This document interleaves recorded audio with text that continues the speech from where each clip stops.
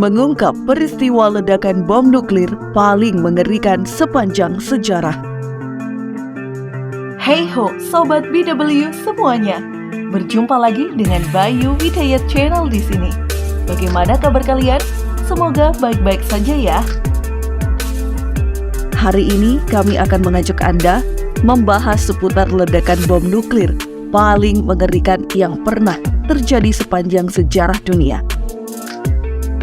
Pasti Anda sudah tidak asing lagi dengan nuklir, senjata pamungkas paling berbahaya yang dimiliki oleh manusia saat ini. Mengapa senjata nuklir dikatakan sebagai senjata paling berbahaya? Bayangkan saja, jika suatu negara memiliki teknologi nuklir yang sangat mutakhir, maka dapat dipastikan negara tersebut menjadi negara terkuat di dunia dan tentu saja akan ditakuti oleh negara-negara lainnya. Kehebatan dari senjata nuklir tersebut tentu saja mengundang sejumlah kontroversi. Banyak sekali organisasi di dunia ini yang menolak keras pengembangan senjata nuklir di seluruh negara demi masa depan. Meskipun demikian, sudah banyak negara yang mencoba untuk meledakkan bom nuklir. Berikut ini adalah peristiwa-peristiwa ledakan bom nuklir yang paling mengerikan yang pernah terjadi sepanjang sejarah. Yang pertama adalah Tsar Bomba. Uni Soviet pada tanggal 30 Oktober 1961 meledakkan bom nuklir paling kuat, yaitu RDS-220 Soviet, Tsar Bomba. Ledakan bom nuklir ini dilakukan di Kepulauan Novaya Zemlya. Lebih tepatnya adalah bagian utara lingkaran Arktik. Ledakan dari Tsar Bomba ini memiliki kekuatan 50 megaton, 3.300 kali lebih kuat daripada senjata nuklir yang meledak di Hiroshima pada tahun 1945, yaitu hanya sebesar 15 kiloton. Sebenarnya, Tsar Bomba bisa meledak lebih kuat lagi. Senjata nuklir tersebut dirancang dengan hasil ledakan mencapai 100 megaton, sehingga dijuluki sebagai Raja Bom. Sayangnya, Tsar Bomba meledak pada kekuatan 50 megaton. Hal ini telah dijelaskan dalam buletin situs Atom Scientist oleh Alex Wallerstein, Direktur Program Studi Sains dan Teknologi, Institut Teknologi Stevens. Pada buletin tersebut, Wallerstein menuliskan jika dari ledakan tersebut muncul bola api berdiameter hampir 9,7 km. Ukuran bola api tersebut cukup menutupi seluruh pusat kota Washington atau San Francisco. Tidak hanya itu, ukuran tersebut juga mampu menutupi seluruh pusat kota Manhattan, Amerika Serikat. Yang kedua adalah TS-219. Setelah berhasil meledakkan Tsar Bomba pada tahun 1961, Uni Soviet kembali melakukan percobaan peledakan bom nuklir di Kepulauan Novaya Zemlya. Uni Soviet meledakkan TS-219 pada tanggal 24 Desember 1962. Peledakan bom nuklir ini membuat Uni Soviet dikecam oleh beberapa negara karena daerah tersebut menurut penelitian radioecological and geochemical peculiarities on Cravenite on Novaya Zemlya Glaciers merupakan komplek glacier kedua di Kutub Utara. Ledakan dari TS-219 ternyata memiliki kekuatan tidak sebesar Tsar Bomba, yaitu hanya berkisar 24,2 megaton.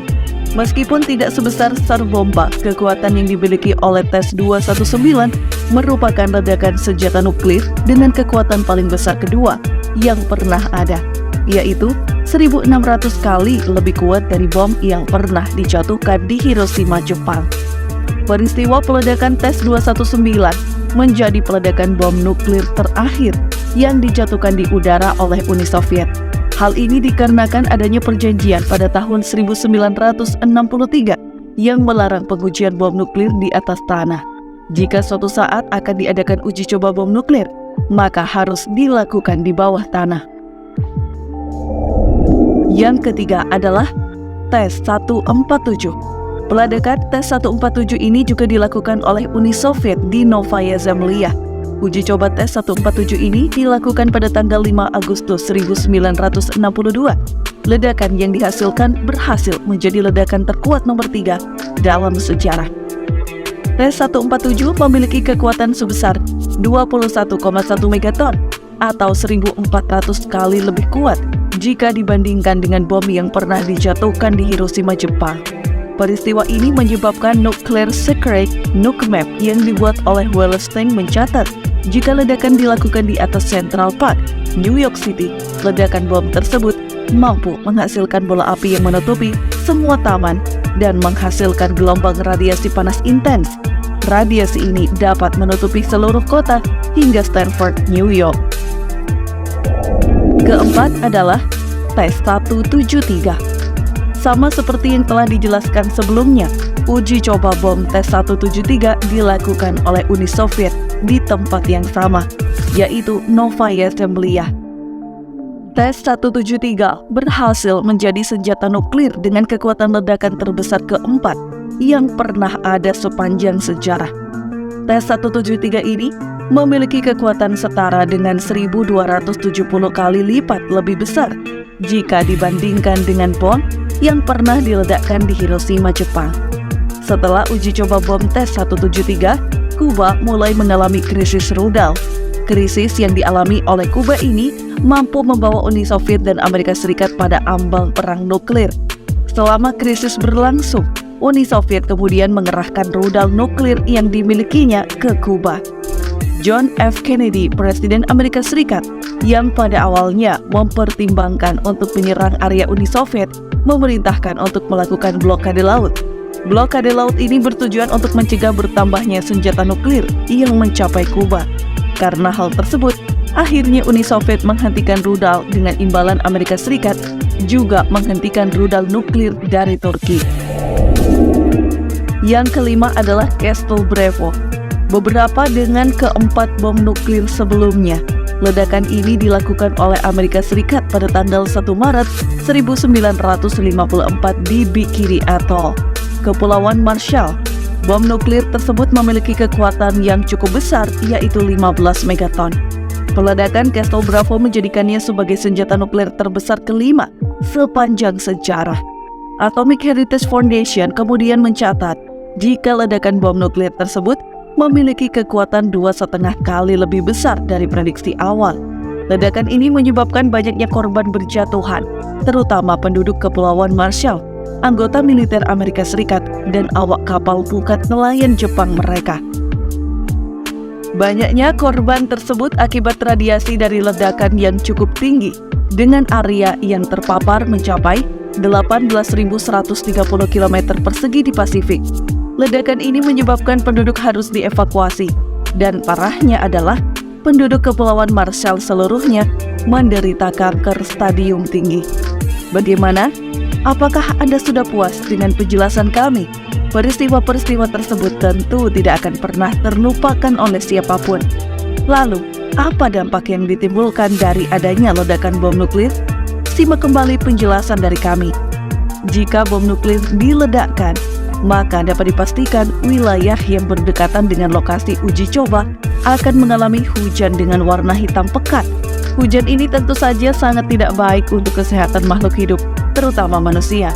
Hujan tersebut jika mengenai manusia akan berpengaruh terhadap darah manusia. Dampak lain yang muncul akibat ledakan bom nuklir adalah rusaknya lapisan ozon. Proses yang digerakkan oleh atmosfer bumi mampu merobek lapisan ozon. Lapisan ozon merupakan lapisan yang cukup penting karena mampu melindungi bumi dari radiasi sinar UV yang berbahaya bagi kesehatan. Perang nuklir kecil dengan 0,03% persenjataan diperkirakan mampu menghancurkan sekitar 50% lapisan ozon. Jika ledakan bom nuklir memiliki kekuatan yang sangat besar, maka dapat dipastikan bumi akan hancur perlahan-lahan akibat sinar UV yang mampu menembus atmosfer dengan mudah. Hal yang bisa terjadi jika radiasi sinar UV tidak bisa terbendung lagi sangat membahayakan makhluk hidup yang ada di bumi. Tumbuhan akan mati dan makhluk hidup lain yang berhasil bertahan akan terus berjuang melalui mutasi DNA baru. Manusia diperkirakan dapat meninggal dengan mudah akibat kanker kulit. Cukup mengerikan, bukan? Dampak lain yang tak kalah mengerikan adalah radiasi kimia yang mampu menembus tulang manusia. Partikel-partikel radioaktif dapat berterbangan dengan bebas naik ke langit dan jatuh ke bumi. jika bom nuklir berhasil diledakkan dengan kekuatan yang cukup besar. Partikel-partikel yang berukuran kecil tersebut mampu menyebabkan dan membunuh manusia dengan mudah. Hal ini disebabkan karena salah satu kandungan bom nuklir yaitu strontium-90 yang mampu menipu tubuh dan mengira bahwa yang dihirup adalah kalsium. Tubuh akan dengan mudah mengirimkan langsung ke sumsum tulang dan gigi. Hal inilah yang menyebabkan manusia akan terkena kanker tulang. Nah, setelah ini apakah ada yang bisa kami bahas untuk Anda? Jika Anda ingin menambah informasi berkaitan dengan hal-hal tertentu, ketik pada kolom komen yang tersedia. Jika Sobat BW suka dengan video ini, jangan lupa like, komen, dan subscribe ya. Dan jangan lupa juga nyalakan lonceng notifikasinya, supaya bisa mendapatkan informasi terbaru dari Bayu Widayat Channel. Salam sukses semua untuk Sobat BW semuanya.